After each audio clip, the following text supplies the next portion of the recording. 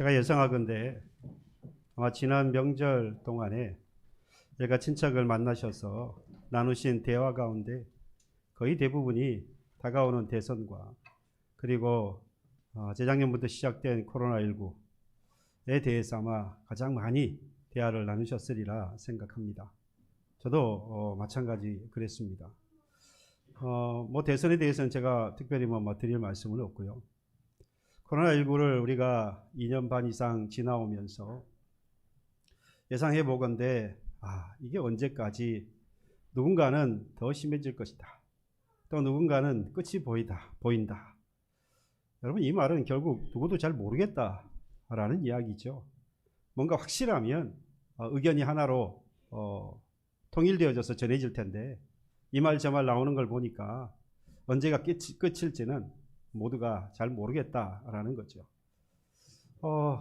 어느 정도 진정이 될까 했는데 여러분들 뉴스를 통해서 들었지만 3만 명, 누군가는 앞으로 10만 명까지도 나올 수 있다. 하루의 확진자가. 그러면서 여러 가지 조심스러운 생각도 많이 들었습니다. 그래서 이제 오미크론이 생기면서 제가 이제 조금 더 이전보다도 더 우리가 좀 조심해야 되겠다. 모일 때 마스크를 사용하는 것이나 예방수칙을 준수하는 일에 조금 더 신경을 써야 하겠다. 그런 차원에서 저도 그동안은 제가 예배 중에 마스크를 사용하지 않았는데 찬송하거나 기도하거나 이런 시간에는 저도 함께 마스크를 사용을 하고 설교할 때는 저만 말하잖아요. 그러니까 설교할 때는 저도 마스크를 벗고요. 이런 식으로 하는 것은 이 코로나가 주는 여러 가지 마음의 고통, 정신적인 피해, 그리고 경제적으로 실제적으로 우리의 삶에 여러 가지 주는 부담, 이런 것들을 저라도 조금 여러분들이 보실 때에 덜어드려야 되지 않겠는가.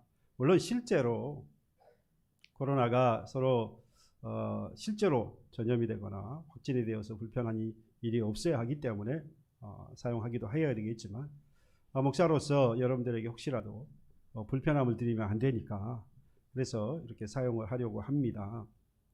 이 말씀을 드리면서 코로나19라고 하는 것이 우리에게 어떤 영향을 미쳤는가 다시 한번 생각해 보면 역시 좋지 않은, 우리로 하여금 힘들게 만들었던 것이 먼저 우리에게 떠오르지요. 실질적으로 경제적으로 너무 어려웠고 말씀을 드린 대로 심적으로 정신적으로 나아가서 우리의 영적인 것까지 참으로 힘들고 어려운 시간이다. 이런 것들을 통해서 우리가 그런 고통을 경험하고 있다라고 할 수 있겠습니다. 그러면서 또 우리가 경험하는 것은, 느끼게 되는 것은 일상이라고 하는 것이 이렇게 평범하다고 하는 것이 전혀 쉬운 것이 아니었구나. 그동안은 일상이라고 하는 것은 그냥 누구에게나 주어지는 것이다 라고 생각을 했는데 이 일상이라고 하는 것마저도 우리가 함께 모여서 대화를 나누고 같은 장소에 모여서 또는 다른 곳에 가서 시간을 보내고 이렇게 하는 것이, 이런 소소한 일상이라고 하는 것이 정말로 쉬운 일이 아니었다라고 하는 것을 깨닫고, 또 나아가서는 성도로서, 교인으로서 함께 모여서 찬양하고 기도하고 이렇게 모여서 예배하는 것이 정말로 큰 하나님의 은혜고 하나님의 은총이구나 라고 하는 것을 다시 한번 깨닫게 됩니다. 바라기는 우리가 하나님께 나와서 마음껏 예배하지 못하는 이러한 상황, 심지어 교회의 문을 닫고 영상으로만 예배할 수밖에 없었던 그런 상황을 우리가 다시 한번 잊지 말고 기억하여서 하나님께서 왜 그와 같은 일을 행하셨는지, 하나님께서 왜 그와 같은 것을 허락하셨는지, 그동안 우리가 하나님 앞에 정말로 진정한 하나님 받으시는 예배를 드린 것이 맞는지 다시 한번 우리로 하여금 돌아보게 하셨다는 것을 우리가 잊지 말고, 이제 일상으로 다시 회복되어져서 우리가 마음껏 모여 예배할 수 있는 그날에는 지금과 같이 이러했던 마음 다시 한번 생각하면서 하나님 받으시는 예배를 온전히 드릴 수 있는 그런 저와 여러분들, 그렇게 회복되어지는 저와 여러분들 되기를 축복해 드립니다. 여러분, 말씀을 드린 대로 이와 같이 어려운 일도 있었습니다만은 또 반하여서 좋은 점이라고 하면 좀 이상하지만 다른 또 면을 우리가 볼 수 있었지요. 이 코로나19 때문에 일상의 소중함도 우리가 깨달을 수 있었고, 예배라고 하는 것이 얼마나 소중한 것인가를 우리가 다시 한번 생각해 볼 수 있었습니다. 뿐만 아니라 이 코로나19라고 하는 것이 이단이 얼마나 큰 피해를 주고 있는가도 우리가 처음 경험해 보지 않았습니까? 물론 코로나가 확진되어서 막 퍼져나갈 것은 사실 지금 와서 보면 당연한 것이었는데, 그 시작점이 이 신천지로부터 시작되었다고 하는 것은 지금 생각해 보면 또 다른 하나님의 어떤 계획이 있었던 것이 아닌가라는 생각도 해보게 됩니다. 물론 결과에 와서 하는 이야기이긴 합니다만은, 어찌되었든 이를 통해서 신천지의 민낯이 낱낱이 드러났지요. 신천지가 어떤 존재인지 우리는 잘 알고 있었지만 세상의 사람들은 잘 몰랐잖아요. 그런데 뉴스라든지 여러 가지 고발 프로그램을 통해서 이 신천지가 어떠한 종교인지를 낱낱이 드러내고, 심지어 그들까지도 이건 이단이다라고 판명을 내리기도 했습니다. 그래서 이 이단이 어떠한 존재인지를 세상에 알릴 수 있는 좋은 기회가 되기도 했지요. 이단이 우리에게 주는 피해, 한 사람 한 사람뿐만 아니라 가정과 사회에, 그리고 나아가서 교회에 입히고 있는 그 이단의 어떤 피해라고 하는 것은 우리의 상상을 사실은 초월합니다. 그래서 이 교회와 그리고 우리 각 성도의 신앙을 잘 지켜나가기 위해서 우리 교단에서는 2월 첫째 주 그리고 9월 첫째 주 이렇게 1년에 2번 이단 경계주일이라고 해서 지킵니다. 이거 우리 교단만 그런 건 아니에요. 주일은 다르지만 다른 교단에서도 이와 같이 이단 경계주일이라고 해서 지키고 있습니다. 왜 그렇겠습니까? 그만큼 이단이 입히는 피해가 심각하기 때문이라는 것이고, 또 이에 대해서 우리가 반드시 대비가 되어야 한다. 그렇지 않으면 누구라도, 어떤 교회라도 이단의 피해를 당할 수밖에 없다. 그렇기에 특별히 이 이단 경계주일이라고 해서 지키게 되는 것이죠. 이 심각성을 교회와 저와 여러분들이 알고, 그리고 이 신앙을 교회와 또 우리가 다시 세워가고, 또 나아가서는 이것을 어떻게 하면 이 이단과 싸워서 이길 수 있을까라고 하는 것을 우리가 다시 한번 생각해 보는 기회로 삼아야 하겠습니다. 오늘 이 이단에 대해서 좀 말씀을 드려볼까 해요. 이단에서 말씀을 드린다 그러니까 여러분들 이단이 어떤 것인가, 이단에 대한 종류 이런 것들을 이야기할까 봐 겁내시는데 그런 건 아니고요. 여러분들 게시판에 보면 우리나라에 지금 활동하고 있는 이단에 대해서 간략하게 이렇게 정리를 해놓은 것을 게시를 해놨습니다. 돌아가시기 전에 한번 좀 살펴보시기를 바라고요. 오늘은 이 이단이 어떠한 이단이 무엇인가에 대해서 말씀을 드리고, 그래서 이 이단을 통하여서 우리가 피해를 받는데 이 이단과 싸워서 어떻게 하면 이길 수 있느냐, 이에 대해서 한번 말씀을 드려보려고 합니다. 적을 알고 나를 알면 분명히 백전백승이라고 말했습니다. 우리도 경험하지요. 이단이 무엇인지를 알고, 그리고 그들이 어떤 일을 하고 있는지를 잘 알면, 그들의 교리가 뭐고 어떤 일을 하고 있는지를 잘 알면 우리가 그들을 알아서 또 나아가서 누구를 알아야 된다는 겁니까? 나를 알아야 된다는 거죠. 그러니까 이단이 어떠한 것을 알고 또 내가 가지고 있는 신앙이 무엇인지를 알면 그들과 맞붙었을 때에 우리가 이길 수 있다라는 것입니다. 중요한 것은 그들이 어떠한 것인가를 알기 이전에 내가 가지고 있는 신앙이 무엇인지를 먼저 잘 알아야 합니다. 내가 가진 것, 내 신앙이 무엇인가, 내 것이 무엇인지를 먼저 분명히 알아야 한다는 것입니다. 그래야 더 이상 이 이단 때문에 흔들리거나 이단에 빠지는 일이 없다라고 하는 것입니다. 여러분, 우리가 살고 있는 이 세상 정말 가짜가 많지 않습니까? 가짜가 진짜 같아요. 가짜가 얼마나 많은지 진짜와 구별할 수가 없습니다. 그 이유는 이 가짜가 너무 많아서 진짜와 구별할 수 없기도 하지만, 사실은 이 가짜와 진짜가 구별되지 않는 이유는 이 가짜가 진짜 같아서죠.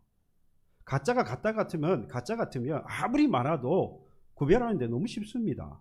그런데 이 가짜가 너무 진짜 같으니까 이 진짜와 구별이 안 되는 것이죠. 전문가도 그래서 때로는 이게 진짜인지 가짜인지 구별하지 못할 만큼 이 가짜가 너무 진짜 같은 거예요. 그래서 구별하기 쉽지 않습니다. 그래서 사람들이 이걸 진짜라고 이야기할 때 이건 진짜 진짜야 라고 말하잖아요. 정말 진짜야 라고 말하잖아요. 진짜라는 말 자체에 진짜라는 게 있잖아요. 그렇죠? 진짜라는 말 자체에 정말이라는 게 있잖아요. 그럼에도 불구하고 또다시 강조를 해요. 왜냐하면 워낙에 진짜 같은 가짜가 많으니까요. 여러분, 이단도 마찬가지입니다. 이단도 너무 진짜 같아요. 그래서 구별하기 어렵다는 겁니다. 가짜 복음을 가지고 있음에도 불구하고 진짜 복음과 구별하기가 너무 어렵습니다. 세대가 흘러가면 흘러갈수록, 시간이 흘러가면 흘러갈수록 더더욱 구별하기가 어렵습니다. 이 이단 사회의 문제는 이 어제 오늘의 일이 아니에요. 이 땅에 교회가 세워진 이후로, 아니 이전에 구약에부터 시작하여서 그때도 이단이 있었고요. 그리고 지금 이 예수께서 오셔서 그 당시뿐만 아니라, 그리고 성령을 통해서 교회가 세워진 지금에 이르기까지 이 이단은 사라지지 않았고 계속해서 더 늘어나고 있습니다. 이 늘어나는 이 이단 사입이 통하여서 개인은 물론이고요, 가정과 사회와 심지어 교회에 이르기까지 큰 피해를 입고 있다는 겁니다. 그래서 이 이단이 무엇인지를 알아야 하는 것이죠. 그래서 먼저 이 이단이 뭐냐? 한마디로 딱 정하면은 성경과 이 성경에 기초한 진리 또는 교리에 벗어나는 것이 바로 이단입니다. 물론 그들은 그렇다고 말하지 않죠. 물론 그들은 자기들은 성경을 가지고 있다, 또는 성경에 기초하고 있다고 말하지만 그 내용을 가만히 들여다보면 이 성경과 그 성경에 기초한 교리와 뿐만 아니라 정통교회가 그동안 역사적으로 가져왔던 이러한 것들을 변질시키고 바꾸어 놓았습니다. 그래서 이런 복음을 다른 복음이라고 성경은 기록하고 있어요. 바울은 이걸 다른 복음이다, 거짓 선생들이 이러한 다른 복음을 전하는 것에 대해서 책망하고 있고 이에 빠지지 않도록 경계하라고 바울은 말씀하고 있습니다. 예를 들면 이런 겁니다. 예수를 믿으면 구원을 받는다. 그렇죠. 이것이 성경이고 성경에 기초한 구원의 진리입니다. 그런데 그 예수를 믿으면이라고 이야기해놓고 그렇다라고 하고 거기다가 율법을 지켜야 해. 그래야 구원받을 수 있는 거야. 그러니까 처음부터 아니다라고 하면 구별이 딱 되는데, 그래 맞아, 그런데 하고 뒤에 조금 붙여넣는 거예요. 그러니까 비슷해 보이는 거죠. 하지만 비슷해 보일 뿐이지 진짜는 아닌 것이죠. 그래서 사람들이 혼돈하기 쉽다는 겁니다. 특별히 율법을 강조하는 사람들을 보면요, 사실 이 정통신앙을 가지고 진짜 복음을 가지고 살아가는 이 성도들보다 더 윤리도덕적으로 뛰어난 사람들이 많아요. 왜? 율법을 강조하다 보니까 누가 봐도 이 사람이 더 뭐한 것 같습니까? 진짜 같아요. 그에 반해서 진짜로 믿는 이 예수를 구원자로 믿는 그러한 사람들은 오히려 이 사람들보다 윤리도덕적으로 떨어지다 보니까 야, 너희들이 이단 같다, 그런 말을 듣기도 합니다. 세상 사람들의 기준이 지금 뭐로 두고 있습니까? 이단과 이단이 아닌 것을 나누는 것을 착한 행실로 두고 있는 거예요. 그들이 모르기 때문에 당연히 그럴 수밖에 없다라는 겁니다. 뿐만 아니라 또 이 사회적으로 저명한 사람들이라든지 또는 지위가 높은 사람이라든지 명예가 있는 사람이라든지 돈이 많은 사람들, 뭐 이러한 사람들이 이단에 속해 있으면 그 사람들이 속한 이단을 이단이라고 말하지 않아요. 뭔가 가진 사람들이 속해 있으면 그건 좋은 것이다, 또는 그 사람들이 믿는 신앙은 별 문제가 없을 것이라고 생각을 한다는 겁니다. 그러다 보니까 돈이라든지 학벌이라든지 명예라든지 뭐 이러한 것들이 이 사람들에게 있어서는 이단과 이단이 아닌 것을 나누는 기준이 되는 것이죠. 그러나 이단과 이단을 나누는 기준은 그렇지 않습니다. 성경을 기초로 한 교리와 다를 때에 분명히 그것이 아무리 좋은 행실로 드러나더라도, 아무리 인정받는 사람들이 모였다고 할지라도 여러분, 그것은 이단입니다. 그리고 사입이라는 말을 여러분들 사용하잖아요. 이 사입이는 사실 이단보다 더합니다. 뭐 이단이나 사입이나 뭐 다 문제되지만, 이단은 그의 영혼, 사람의 영혼을 훔친다고 한다면 사입이는요, 영혼뿐만 아니라 인간의 행복한 삶마저도 빼앗아갑니다. 범죄 집단이에요. 범죄 집단, 사입이는. 그래서 이 사입이건 가정이나 개인뿐만 아니라 가정이라든지 그리고 사회라든지 그리고 교회에 이르기까지 큰 피해를 입히죠. 여러분들 주로 청소년들이나 또는 집안의 가정에 누군가가 가출을 해서 그런 사이비 집단에 들어가게 되어지면 그 한 집안이 아주 그 한 사람 때문에 얼마나 많은 고통을 당합니까? 여러분들 아마 시사 프로그램이나 고발 프로그램을 통해서 여러분들 많이 보셨을 거예요. 그들이 바로 사이비입니다. 여호와의 증인이나 안식교 말할 것 없습니다. 모두가 다 이러한 문제를 가지고 큰 고통을 우리에게 지금 끼치고 있습니다. 문제는 여러분, 이런 이단 사이비가 교회가 세워진 이후에 끊임없이 나타나고 있고 시간이 지날수록 더 많이 나타난다는 겁니다. 한국 교회만 봐도 그래요. 우리나라만 해도 1990년을 기준으로 해서 그때로부터 나타났던 이 교단들, 그러니까 이전 말고요. 1990년 이후로 나타났던 교단들을 이렇게 이단들을 살펴보면, 이단 사이비를 살펴보면 90%가 이전보다 90%가 이때 더 많이 나타났어요. 그 말은 뭡니까? 시간이 지나면 지날수록 더 많은 이단과 사이비들이 나타날 것이라는 거예요. 예측할 수 있습니다. 그러니까 우리는 이 악한 집단이, 이 악한 사이비 집단, 이단 사이비가 우리들의 생활에 또는 우리의 교회에, 우리의 신앙에 위협적으로 들어오거나 침투하지 못하도록 우리가 철저히 경계를 서야 합니다. 그 경계를 서는 방법이 뭐냐? 경계를 서서 이단에게 빠지지 않는 방법이 뭐냐? 제가 수도에 말씀을 드렸죠. 뭐라고요? 그들을 알기 이전에 나를 알아야 한다는 거예요. 내 것을 알아야 돼요.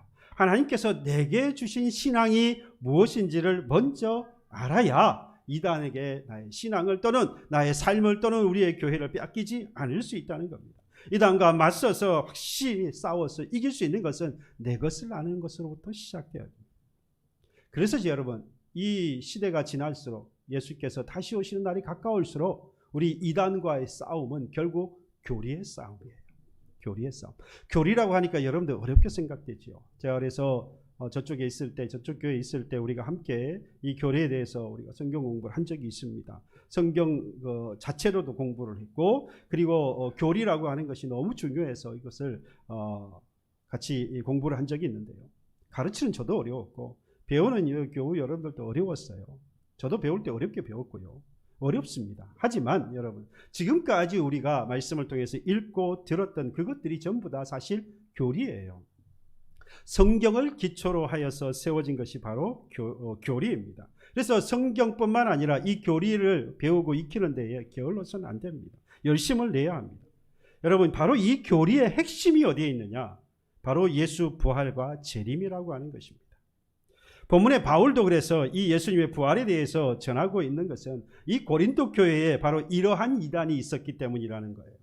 특별히 바로 이 부활이 없다라고 하는 사람들이 이 고린도 교회에 많이 생겨난 겁니다. 특별히 이들을 뭐라고 지칭했느냐? 영지주의라고 말하는데요. 이 고린도 교회에 영지주의자들이 있었습니다. 이 영지주의의 특징은 영과 육을 나누어요. 나누는 이유는 뭐냐? 영은 착하고 선한 것이고 육은 악하고 죄된 것이다. 그래서 선과 악을 마치 나누는 것처럼 영과 육을 나눈 거예요. 그러다 보니까 두 가지 특징이 나타났습니다. 한쪽 부류는 이 쾌락이 빠진 사람이 나타났고, 한쪽 부류는 아주 욕망 자체를 끊어버리는 금욕하는 사람들이 나타났어요. 쾌락으로 빠질 수밖에 없었던 이유는 말씀을 드린 대로 육과 영이 완전히 나뉘어져 있으니까 이 육이 아무리 죄를 지어도 영은 깨끗한 거예요. 선한 거예요. 여전히 선한 거예요. 그러니까 구원을 받는데 아무 문제가 없다는 거죠. 그러니 사람의 마음이 어디로 쏠립니까? 쾌락에 쏠리는 거예요. 그래서 이 고린도 교회에 이 음행이 아주 많이 성행을 했던 겁니다. 뿐만 아니라 똑같은 현상으로 금욕주의도 마찬가지예요. 금욕하려고 했던 사람들도 영과 육이 나뉘어져 있으니까 이 악한 육을 뭐 하라고 이 사람들은 주장하겠어요? 당연히 억누르야 된다. 이거는 없애야 된다. 그래서 결혼 생활도 하면 안 된다고 했어요. 결혼도 하지 말라고 이야기했어요. 이 두 가지가 다 문제가 있죠. 그러면 여러분, 이 두 가지를 주장했던 사람들이 여러분 부활이 있다라고 여러분 이야기하겠어요? 무슨 말이냐면 육이 죄라고 말했는데 이 사람들이 부활을 인정하겠느냐 이 말입니다. 부활이 인정되어지면 이들이 지금 이 죄된 몸이 다시 살아나는 거잖아요. 그래서 이 사람들은, 이 고린도 교회 사람들은 이 부활을 철저하게 거부하는 사람들이 나타난 겁니다. 여러분, 이들이 이 영과 육을 분리하고 그래서 영은 선하고 그리고 육은 악하다고 단정 짓는 것을 보니까 악한 영이 다시 살아나는 것은 당연히 악한 육이 살아나는 것은 당연히 부정할 수밖에 없다라는 겁니다. 근데 성경은 뭐라고 말합니까? 우리 예수님께서 뭐라고 말씀하셨습니까? 요한복음 11장 25절 26절에 말씀하셨습니다. 예수께서 이르시되 나는 부활이요 생명이니 나를 믿는 자는 죽어도 살겠고 무릇 살아서 나를 믿는 자는 영원히 죽지 아니하리라. 이를 네가 믿느냐? 우리 주님께서는 분명히 말씀하셨어요. 나는 부활이고 생명이다. 주님께서 내가 먼저 부활이고 생명이라고 말씀하신 것은 분명히 내가 부활할 것이라고 하는 말씀이고 또 성경대로 부활하시는 것이죠. 그리고 우리로 하여금 네가 죽을 것인데 내가 부활한 것 같이 너희도 뭐 할 것이라는 겁니까? 부활할 것이라. 무릇 죽는 자도 다시 살아날 것이라고 말씀하셨잖아요. 뿐만 아니라 고린도서 15장에도 분명히 말씀하셨습니다. 이제 그리스도께서 죽은 자 가운데서 다시 살아나서 잠자는 자들의 첫 열매가 되셨다. 그러니 우리도 믿음 있는 우리도 주를 믿는 자들도 죽은 자 가운데서 다시 살아나서 부활의 첫 열매가 되신 주님과 함께 부활할 것이다. 뭐합니까 지금? 부활이 있다는 거죠. 고린도 교회 사람들처럼 나타났던 그 부활이 없다고 주장하는 사람들처럼 그들은 결국 이단이고 그를 따르는 것은 결국 이단이고 우리는 예수께서 말씀하신 대로 성경에 기록된 대로 부활하실 것이라고 하는 믿음. 그것이 바로 하나님께서 우리에게 지금 이때에 살아가는 우리에게 가지라 말씀하시는 네 것이라 말씀하시고 있는 핵심이다 이 말입니다. 핵심. 여러분 이를 예수께서 다시 살아나셨다라고 분명히 말씀하시고 너희들도 살아난다고 분명히 말씀하셨는데 다시 부활할 것이라고 말씀하는데 왜 사람들은 죽은 자의 부활이 없다라고 하느냐? 왜 육체의 부활이 없다라고 하느냐? 여러분 이게 바로 악한 사탄의 전략입니다. 계략이에요. 여러분 보십시오. 모든 사람들은요 부활을 해서 하나님의 심판대 앞에 서게 되어 있습니다. 이때 모든 사람은 의인도 악인도 그래서 예수를 믿고 의인된 자나 예수를 믿지 아니하고 악한 자나 모두가 다 부활하게 되어져 있습니다. 왜요? 주님께서 다시 오시는 그날에 모두가 다 부활하여서 주의 심판대 앞에 서기 위해서입니다. 이때의 의인은 그리스도와 연합하여서 영화롭게 부활한다고 하고 악인은 그리스도와 연합하지 못하지요. 그래서 부활하나 수치스러운 부활로 그들은 맞이하게 되었습니다. 그러면 예수님께서 심판하시는 그 자리에 섰을 때에 이제 영화롭게 되어진 의인은 영원한 삶으로 그리고 그렇지 못하고 수치스럽게 부활되어진 악인들은 영원한 죽음으로 그들이 나뉘어지게 되어지는 것 아닙니까? 사탄은 바로 이것이 없다라고 말하는 거예요. 그러니까 세상을 살아가는 사람들에게 야 지금 말이야 부활이 없어. 부활이 없다는 말은 결국 뭐가 되는 거지요? 예수 재림이 없다는 이야기예요. 예수 재림이 없다는 이야기는 심판이 없다는 이야기죠. 그래서 사탄은 끊임없이 이 사람들에게 부활이 없다라고 끊임없이 유혹을 하고 있는 거예요. 그래서 누구를 부정하게 만듭니까? 예수를 부정하게 만들어요. 그리고 예수의 뭘 부정하게 만듭니까? 예수의 부활을 부정하게 만들어서 결국 예수의 재림과 예수의 심판의 주로 다시 오실 것을 대하여서 부정하게 만드는 것입니다. 그러니까 뭐에서부터 시작되어지는 겁니까? 부활이 없다라고 하는 것에서부터 시작되어지는 거예요. 그래서 우리가 세워야 할 이단과 맞서서 싸울 때에 세워야 할 가장 중요한 출발점은 핵심은 바로 부활이라는 것입니다. 그래서 부활이 무너지면 결국 우리의 신앙은 무너지게 되어 있어요. 그래서 끊임없이 사탄은 이단을 통해서 우리에게 부활이 없다라고 또는 이 부활에 대하여서 잘못된 신앙을 계속해서 심어주려고 하는 겁니다. 이 부활이 결국 또 무엇으로 연결되었습니까? 주님께서 다시 오시는 재림과 연결되어 있잖아요. 그래서 바로 이 이단과 맞서야 할 교리의 핵심이 바로 부활과 예수의 부활과 재림이라는 겁니다. 여러분 고린도서 15장 51절 52절에 보면 분명히 이 영화롭게 변화되어지는 것에 대해서 말씀하고 있습니다. 보라 내가 너희에게 비밀을 말하노니 비밀이라는 거예요. 우리만 합시다. 우리가 다 잠잘 것이 아니요 마지막 나팔의 순식간에 마지막 나팔은 요한계시록에 보면 7가지 나팔 재앙이 나와요. 그때의 나팔이 확 부러지는 것을 이야기하는데요. 순식간에 후련히 다 변화되리니 나팔 소리가 나며 죽은 자들이 썩지 아니할 것으로 다시 살아나고 우리가 변화되리라. 살아있는 자들은요, 영광스럽게 변화되는 것을 경험하고요, 그 전에 죽어있던 자들은 다시 생명으로서 부활되어지는 거죠. 예수님께서 변화산에서 변화되어지는 모습을 볼 때에 이 베드로가 어떻게 했습니까? 변화된 그 모습을 보면서 이곳에 장막 셋을 짓겠다라고 말합니다. 뭘 보았기 때문입니까? 변화된 모습을 보았기 때문이죠. 예수께서 재림하시는 그날에요, 그리스도 안에서 죽은 모든 사람들이 먼저 부활할 것이고, 이어서 이 상에 아직까지 살아있던 그 모든 성도도 이 놀라운 변화의 역사를 경험하게 되는 것입니다. 사도 바울은 당시에 이 고린도 교회도 이 사탄이 부활과 예수의 부활과 그리고 예수의 재림을 부정하게 만들어서 교회와 교인들의 신앙을 흔들어 놓고 있었던 것을 안 것입니다. 그래서 오늘 본문을 중심으로 해서 고린도전서 15장 전체에 예수의 부활에 대하여서 정확하게 기록을 하고 있는 겁니다.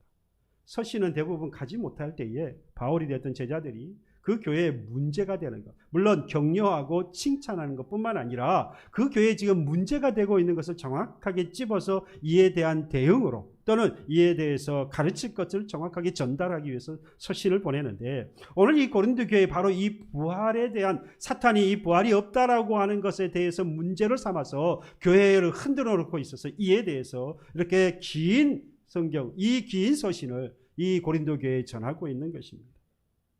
예수께서 실제로 육체를 입고 이 땅에 오셨다. 그리고 육체를 입고 오신 그 예수께서 실제로 십자가의 고난을 당했다. 십자가의 고난을 당한 그 예수께서 실제로 십자가에 죽으셨다. 그리고 죽으신 그 예수께서 3일 만에 실제로 부활하셨다.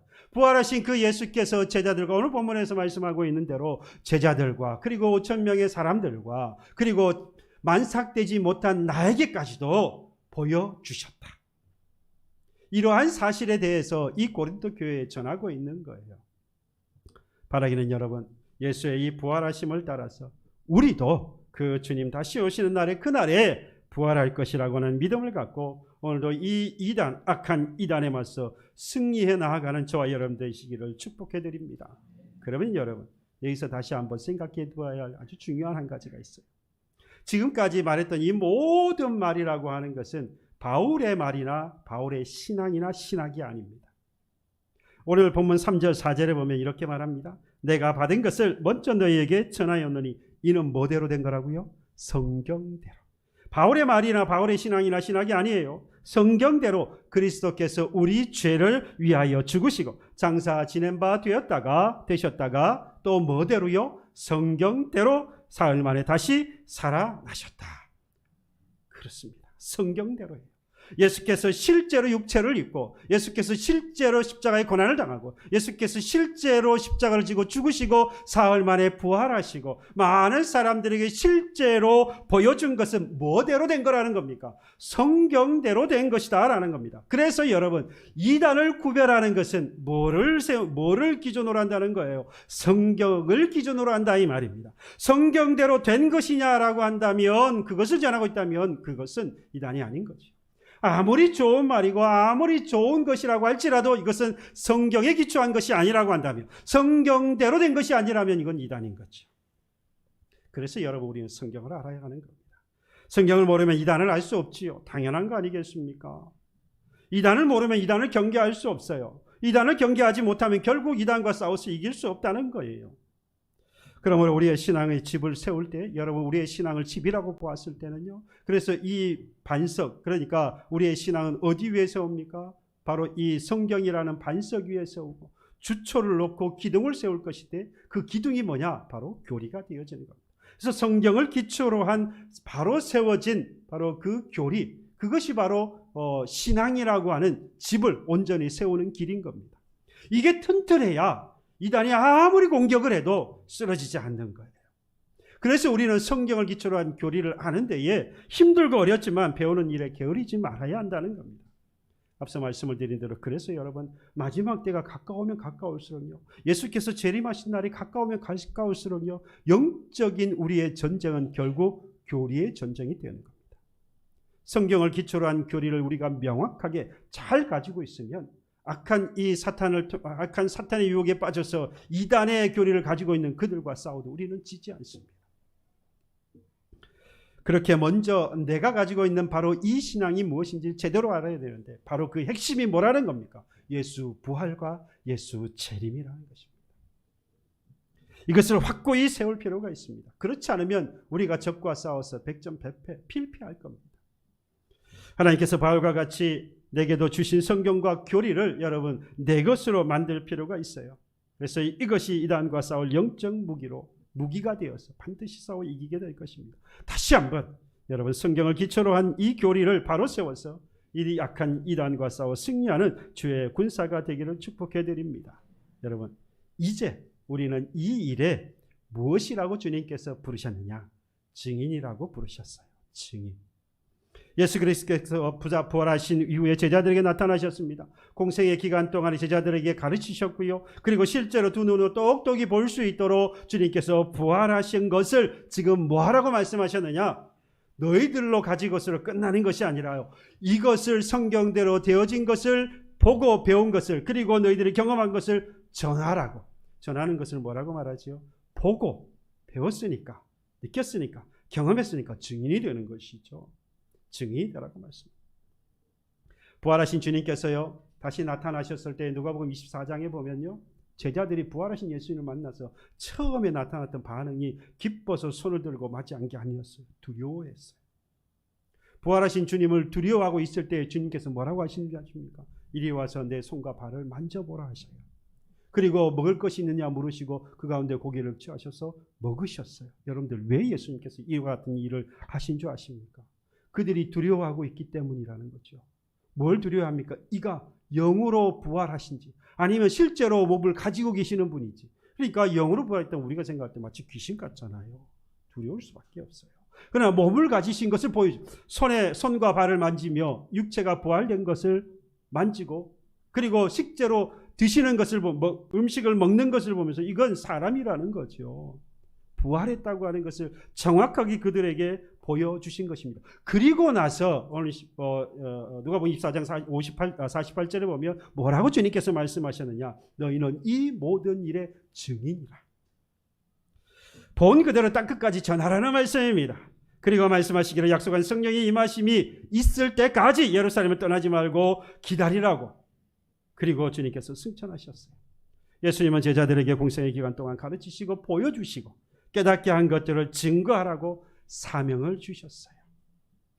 예수께서 부활하신 것을 보여주시고 만지게 하시고 음식을 드시고 성경에 기록된 대로 선지자들을 통하여서 전해진 것대로 모든 과정들을 다 이루신 것을 보여주셨으니 이제 본 그대로 뭐하라? 전하라. 이 일의 증인이 되라. 여러분, 우리는 본 그대로, 경험한 그대로 우리가 가지고 있는 내 것이 된 바로 그 부활하신 예수와 그리고 다시 오실 그 주님에 대하여서 무엇이 되어야 하겠습니까? 증인이 되어야 해요. 여러분, 이때 증인이 되라고 하는 말씀에 포함되어 있는 게 뭔지 아세요? 이게 정말 중요해요. 이건 함께라는 의미를 가지고 있어요. 같은 믿음을 가진 우리에게 증인으로서 너 혼자 가는 것이 아니라 모두 다 함께 힘써 싸워 나아가라는 겁니다. 성령께서 우리와 함께 하실 것이고요. 이단과 맞서 싸워 나아갈 때에 성령께서 우리와 함께 하실 것이고요. 그리고 우리로 하여금 이 본 것을, 느낀 것을, 경험한 것을 전할 때에 우리로 하여금 함께 가라 하셔서 모두가 다 힘써 이 일을 행할 때 하나님께서 승리하게 하시리라 약속하고 있는 것입니다. 사랑하는 우리 교회 여러분, 예수께서 성경대로 실제로 성경대로 오셨고 성경대로 행하셨고 성경대로 부활하셨고 이제는 이후에 성경대로 분명히 재림하실 것입니다.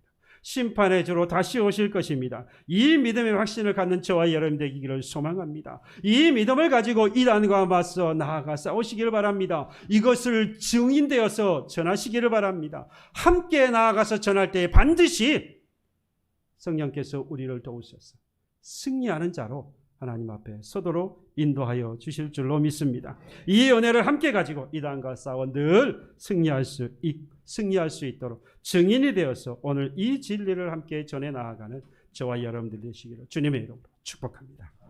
함께